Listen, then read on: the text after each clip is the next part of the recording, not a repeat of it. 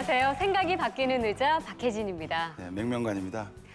2005년도 스탠포드의 졸업식장에서 누군가 정말 인상적인 연설문을 하게 됩니다. 뭐라고 하냐면요. Stay hungry, stay foolish. 진짜 항상 어색해요? 왜 제가 영어만 하면 이렇게 어색하다 그러실까? 연습 많이 하고 오는데 항상 갈망해라. 그리고 네. 항상 무모해라. 이런 그렇죠. 연설을 하게 되는데 누군지 아시겠어요?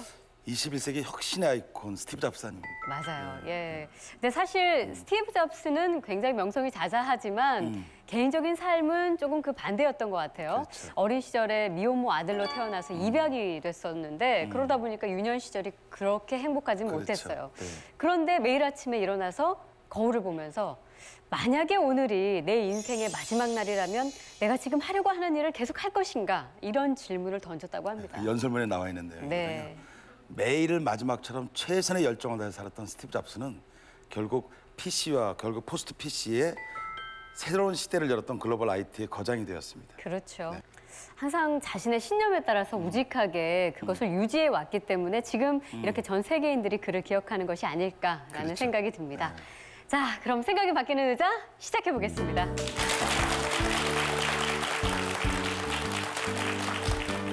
요즘에 주변에 보면 너도 나도 힘들다 어렵다 어렵죠. 이렇게 말씀하시는 분들 네. 참 많이 계세요. 이게 물가는 오르는데 월급 봉투는 그대로고 그러니까.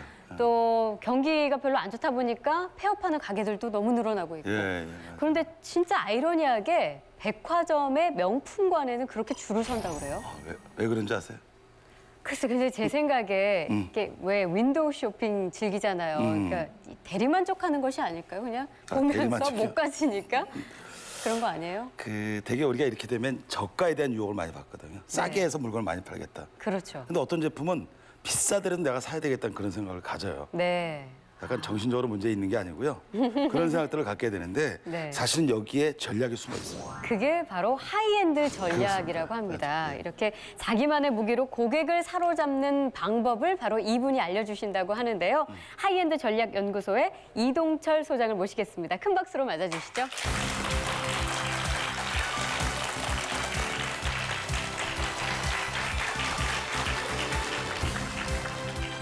하이엔드는 대체 불가, 모방 불가, 측정 불가한 존재라고 정의를 합니다. 그럼 하이엔드 전략을 왜 지금 해야 되느냐 여러 가지 생각들을 많이 하실 수 있는데 그거는 바로 여러분 때문입니다. 근데 가짜가 가짜라고 하면요, 진짜입니다.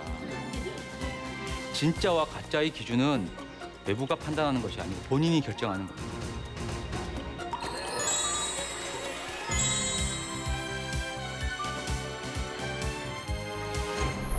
방금 소개받은 하이엔드 전략 연구소장 이동철입니다. 왜 이렇게 좋아하세요?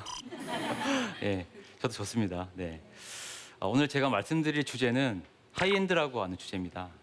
들어보신 적 있으세요? 들어보셨을 것 같아요. 네. 하이엔드 오디오 또는 하이엔드 카메라 이런 걸 들으시잖아요. 근데 하이엔드라는 개념이 사실 고정된 게 아닙니다. 어떤 때는 하이엔드로 딱 출발을 했는데 어떻게 하다 보니까 미드엔드 상품이 되고 또 어떻게 하다 보면 또 안주하다 보면 로엔드가 되는 거죠. 그래서 이 하이엔드는 어떻게 보면 동적인 개념이라고 볼 수 있고요. 그래서 저는 이해를 좀 쉽게 도와드리고자 정리를 좀 간단하게 합니다. 하이엔드는 대체 불가, 모방 불가, 측정 불가한 존재라고 정의를 합니다. 조금 어려운 것 같은데요. 쉽게 보면 저희 주변에 이런 하이엔드와 같은 사람들이 있습니다. 가족들, 연인들, 친구들 이런 사람들은 사실은 돈으로 살 수 없잖아요. 가치를 어떻게 헤아릴 수도 없고요. 무척 비싸죠.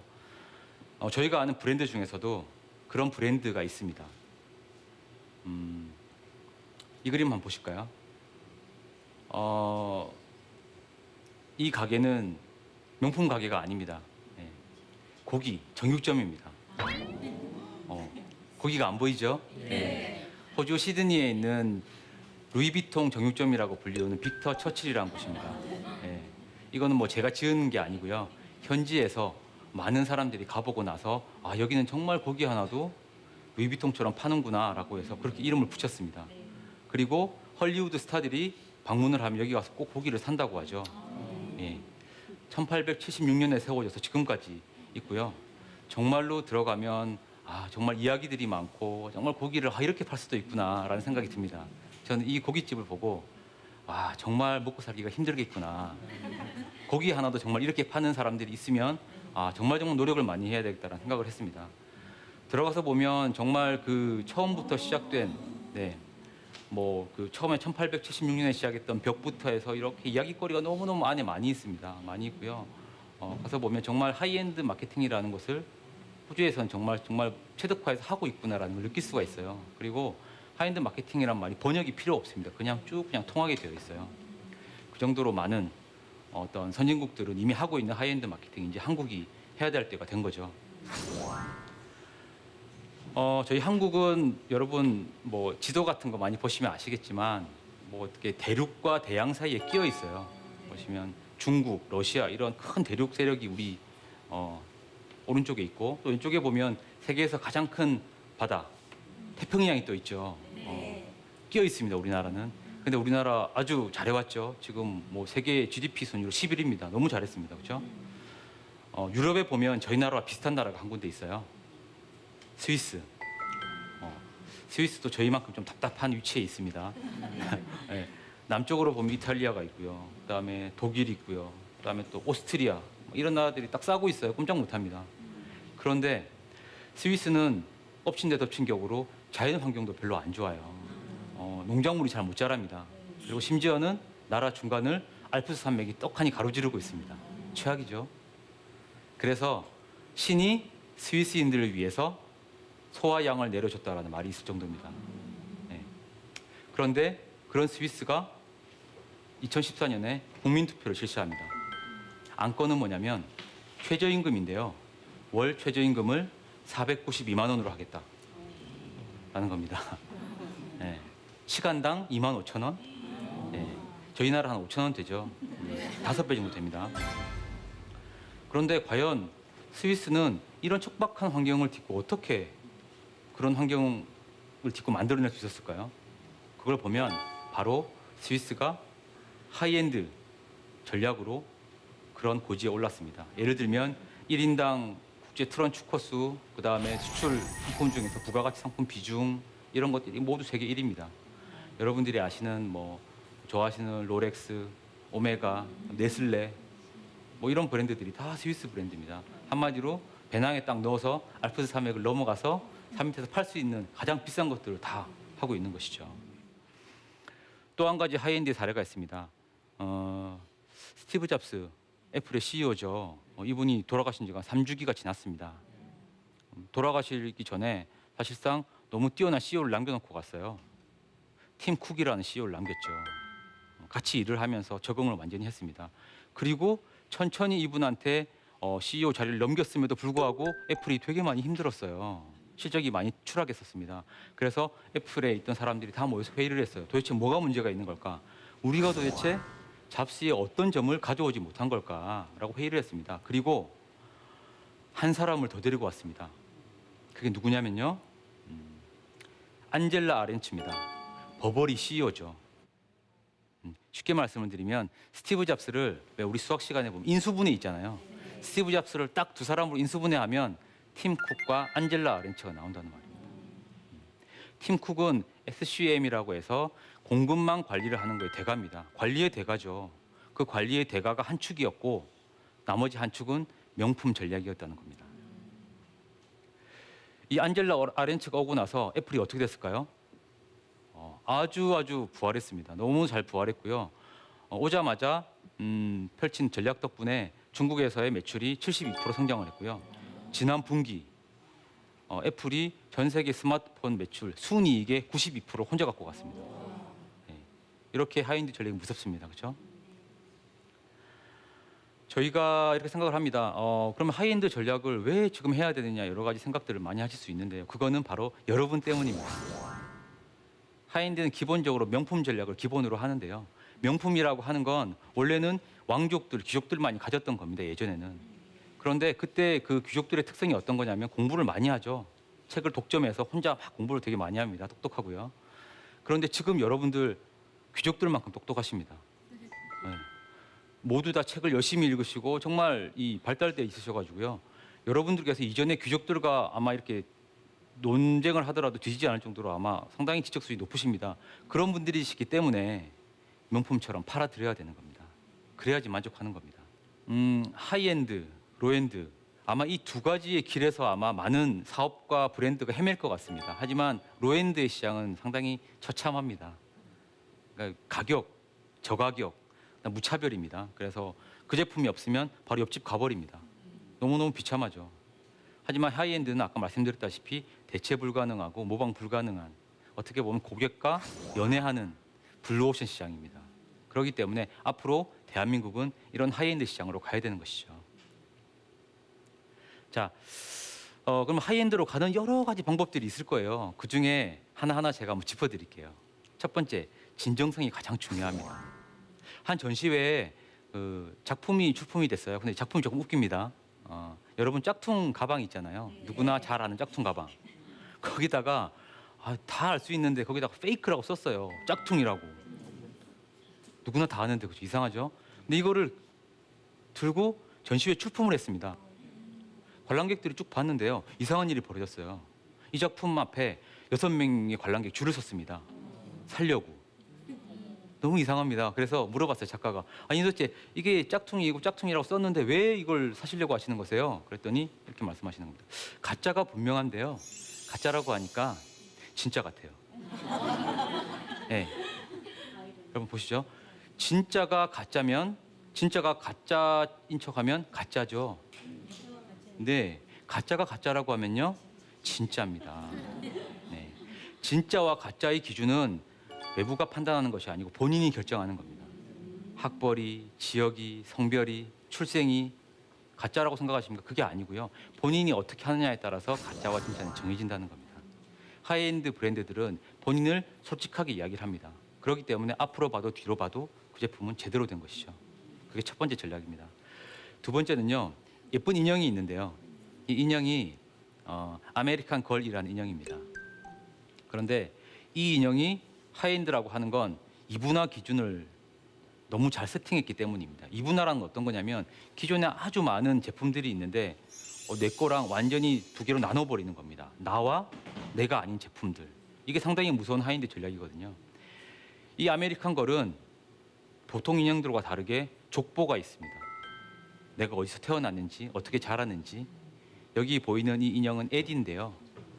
남북 전쟁 때 태어났어요. 족보가 있어서 부모님이 누군지 다 알 수 있습니다.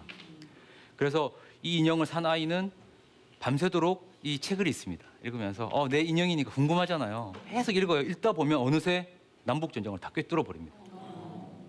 그리고 친구를 만나요. 친구는 또 몰리라는 인형을 갖고 있어요. 이 몰리라는 인형은 2차 대전 때 태어났어요. 그러면 물어보는 거죠. 니네 인형은 어떤 거니? 그럼 우리 몰리 2차 대전 때 태어났고 말이야. 참전 국가가 몇 개였고 막 이야기를 하는 거예요. 그렇게 하다 보면 어느새 둘이 역사 박사가 돼 있습니다. 세계의 인형은 너무너무 많은데 족보를 가지고 역사 공부를 시키는 인형은 이거 하나밖에 없죠.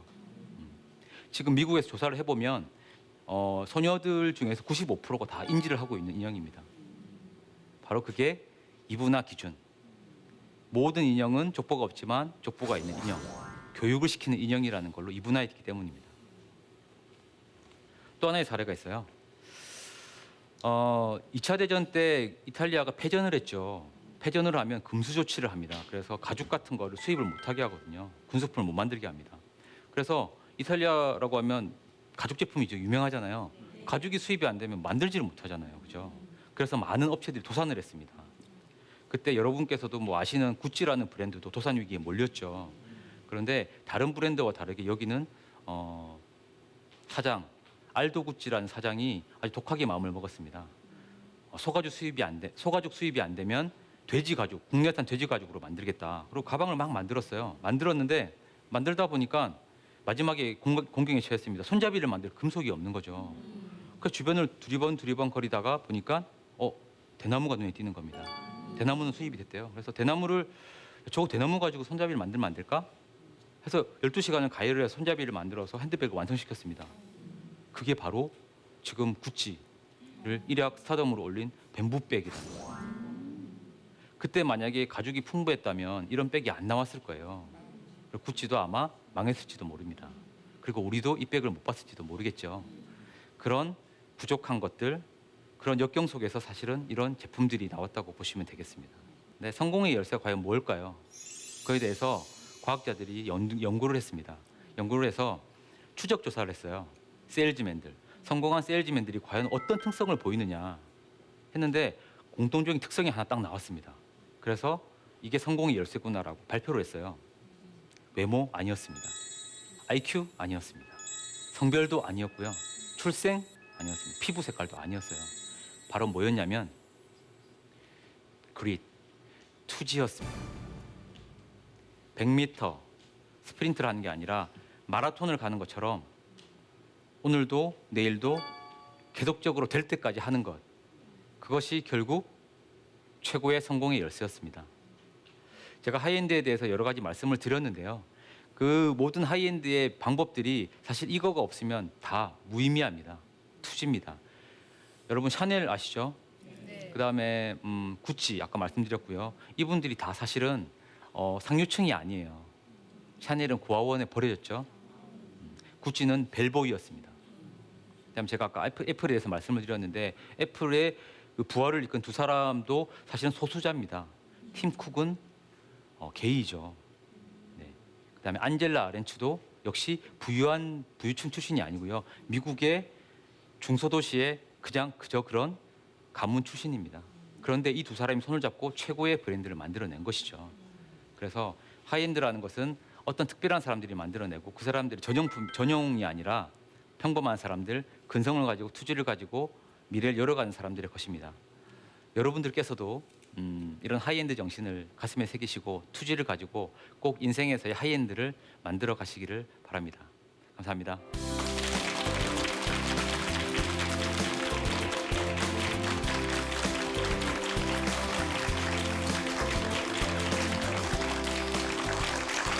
오늘 이제 강연 제목이 한 덩이의 고기도 루이비통처럼 팔아라잖아요. 네. 뭐 예. 책 제목과도 비슷한데 글쎄요, 그 어떻게 그런 생각을 했을까 정말 궁금한 게 이게 이 정육점이 호주 시드니에 있다고요, 실제로. 네. 근데 1800년대 후반에 그때 만들어졌는데 그때부터 이렇게 명품관처럼 네. 만들었다는 거예요?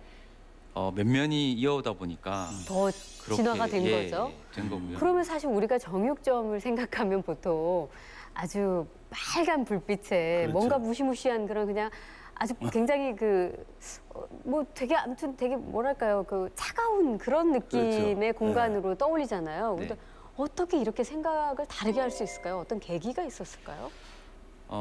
아마도 그 호주라는 나라 자체가 예.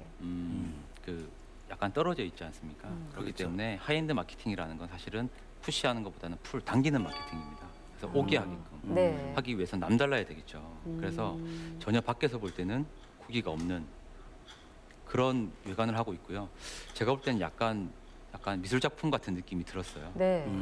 인테리어 자체가요. 그래서 진열이 영영방에서 그랬대, 진열도 그렇고. 데미안 허스트라는 작가가 있는데 죽음을 연작으로 하는 그런 작가인데요. 네. 그런 느낌을 좀 받았어요. 아마 그런 것들이 아마 그 어떤 미술을 아시는 분들이나 조금 품위가 있으신 분들은 캐치하고 들어가지 않으실까라는 생각이 네. 여기 고객이 오프라 윈프라나 아니면 휘잭맨 같은 사람들 네. 고객이에요. 사인이 들어감이 있습니다. 네, 사인을. 그래요. 예. 우리가 최고의 어떤 귀빈들에 대한 전략이랑 이 하이엔드 전략 헷갈릴 것 같은 네. 느낌이 그럼 어떤 차이가 있나요? 차이는 이제 VVIP 명품 전략이 아마 그럴 네, 것 그렇죠. 같은데요. 명품은 사실 어떤 상류층 타겟을 하고 했던 특수한 전략인데요. 이게 현대에 들어와서 명품 전략들이 많이 섞였어요.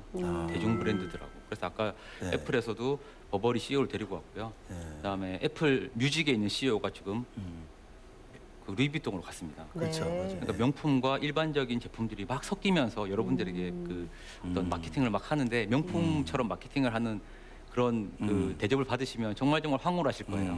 그리고 좋아하시게 될 겁니다. 그리고 네. 다르게 생각하시게 되는 거죠. 근데 그래요. 하이엔드 전략 뭐 굉장히 그럴싸하게 느껴져서 나에게도 그런 게 있다면 얼마나 좋을까. 특히 이제 사업을 하시는 분들은 그렇죠. 이런 전략이 있다면 나만의 어떤 무기가 생길 테고 그렇죠. 아니면 그냥 개인을 그러니까 어떤 뭐 입사 현장에서도 마찬가지예요. 자기의 가치를 좀 드러내고 싶은 사람은 나만의 하이엔드 전략이 있으면 얼마나 좋을까. 그렇죠. 어떻게 그걸 세울 수 있을까요? 뭐 어떤 좀 팁을 주실 수 있다면. 하이엔드 전략은 사실 자기 자신에게서 출발을 해야 됩니다. 네. 그러니까 내가 과연 어떤 사람인지 또는 내가 만드는 제품이 어떤 제품인지를 말씀을 할 수가 있어야 되고요. 그런 것을 위해서 지난 세월을 좀 돌아보셔야 되겠죠. 네. 내 지난 세월 중에서 어떤 이야기들이 있는 것이냐. 그 이야기들을 끄집어내서 마케팅에 활용을 하셔야 되고요. 그래서 지금 한국은 지금 아주 이제 나름 많은 이제 근대화 역사가 쌓였기 때문에 지금은 어떤 새로운 브랜드를 론칭하는 것보다는 기존에 있던 브랜드들을 가지고 와서 되살리는 것들, 그런 것들이 또 하나의 전략이 아닌가. 사실 이게 고도의 전략인데. 네, 네. 세월을 사는 전략이라고. 그렇죠. 세월을 사는 전략. 세월을 사는 전략. 그 되게 보통 불황기면 좀 싸게 팔려고 노력하잖아요. 근데 그 책을 읽어보니까 네. 비싸게 팔아야 된다. 네. 네. 노는 물이 다르다 뭐 이렇게 얘기하셨는데 그게 현실적인지 모르겠어요. 비싸게 파는 건 사실 그 처음에 어떤 제품을 내놓을 때 다 비쌉니다. 뭐 TV 이런 것들도 처음에는 뭐 수천만 원씩 했었잖아요. 그런데 사시다 보니까 점점 이제 가격이 떨어지는 거고요. 소비자들은 정말 비싸고 제대로 된 제품을 내놓지 않는 브랜드들이 실망을 합니다. 네. 그리고 연구조사 결과를 보면 비싼 가격으로 제품을 출시하게 될 때 그 회사가 조직원들이 긴장도가 상당히 높아지고 책임감이 높아진다는 결과가 있습니다. 그러면 이제 비싸게 파는 만큼 제대로 하지 않으면 안 사주시겠지라는 생각 때문에 정말 열심히 노력을 하는 거죠. 네. 덕분에 조직이 긴장하게 되고 발전하게 되는 거예요. 그리고 퀄리티도 동시에 그렇죠. 높아지고 네. 가격만 오르는 것이 아니라. 그렇죠. 그 초코파이, 네. 초코 과자라고 얘기 되나요? 네, 네. 얘기는 하지 말아야 되는데 그게 제가 책을 보니까 13도 정도로 네. 수분을 유지해서 예. 하게 되면 베트남에서도 하고요. 그다음 모스크바에서도 팔린대요. 네. 이게 굳어지지 않기 때문에. 그래서 베트남에서는 제사 지낼 때 초코 그거 올려놓고선 제사를 지내는데 그래요. 예. 그래서 희한한 걸 제가 책을 통해서 배웠는데 네. 그렇게 남들이 모방할 수 없는 그게 하이엔드 전략으로는 제가 보기엔 마저 떨어진다고 보는데 과연 그렇게 하기가 쉬울까요? 하이엔드 전략을 하기는 사실 쉽지는 않습니다. 네. 그런데 아까 제가 투지라고 말씀을 드렸는데 끝까지 물고 늘어지면서 해야 되는데요. 지금 우리가 가지고 있는 제품 중에서 계속 발전을 시켜야 됩니다. 그러니까 이 제품에서 처음에는 로인으로 시작을 하셨겠지만 계속적으로 새로운 제품군을 추가하면서 새로운 고객들을 불러들여야 되고요. 지금은 요즘은 이제 추석 때 마트에서 심지어 50만 원짜리 이상의 한우가 막 팔리고 있습니다. 네. 만약에 마트가 그냥 우리는 싼 것만 파는 곳이야라고 생각을 했으면 그런 게 안 됐겠죠. 하지만 지금은 마트도 신뢰를 하고 그런 제품을 구매하는 시절이 된 것이죠. 그렇기 때문에 하이엔드는 멀리 있는 게 아니고요. 지금 저희 옆에 바로 와 있습니다. 실제로 정말 우리가 가깝게 느낄 수 있는 어떤 제품 같은 것이 있을까요? 사람들이 이것이 하이엔드라는 용어 자체가 낯설고 네. 뭐 생소해서 모르지만 실제는 이게 하이엔드 전략으로 지금 마케팅 중인 아까 뭐 그런 실제 한우 제품도 얘기하셨지만 저도 모르게 구매하고 있는 어떤 물건 뭐 그런 게 있을 수 있을 것 같아서. 있죠. 네. 예를 뭐 들면, 상품명을 말씀 안 하시더라도. 여러분이 잘 아시는 볼펜 있잖아요. 국민 볼펜. 아, 그렇죠. 그 미음 볼펜 있잖아요. 네, 네. 그 볼펜 같은 경우에 지금 아주 싸잖아요. 예. 그런데 50주년을 기념을 해서 10,000원짜리 리미티드를 했는데 나왔었어요. 그래요? 그게 그 중고 사이트에서 100만 원까지 뛰었습니다. 네. 그러니까 뭐냐면- 소장 가치가 있다 이거죠. 그렇죠. 예. 그 제품을 사실은 싸게 저희가 사고 있지만 실제로 그 제품을 쓰면서 판사가 되셨던 분들도 있고 또는 대기업 임원에 오르신 분들도 있고 그런 세월들이 녹아 있는 거죠. 그렇기 뭐 때문에 추억, 향수 예, 모든 게 그렇죠, 담겨 있는. 그렇죠. 예. 그래서 제가 그거 신청했다가 떨어졌어요. 그러셨어요? 떨어지신 게 꽤 많네요. 많아요. 네. 자, 오늘 말씀 잘 들었습니다. 오늘 저희에게 좀 생소하긴 했지만 하이엔드 전략에 대해서 소개해 주신 이동철 소장님께 다시 한번 큰 박수 부탁드립니다.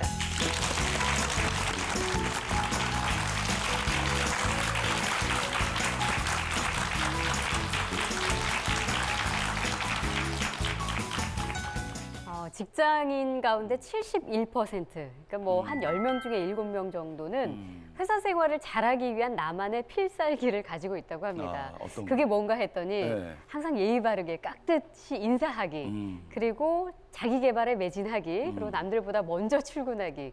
사실 우리가 다 잘 알고 있는 그런 것들이죠. 별로 필살기 같이 느껴지지 않나요? 그렇죠. 그래서 사실 저는 여러분께 여쭙고 싶어요. 여러분들만의 필살기는 혹시 있으신지, 여러분만의 필살기, 나만의 하이엔드 전략을 꼭 만드셔서 자신의 가치를 돋보이게 하는 그런 분들이 되셨으면 합니다. 저희는 다음 이 시간에 다시 찾아뵙겠습니다. 고맙습니다. 감사합니다.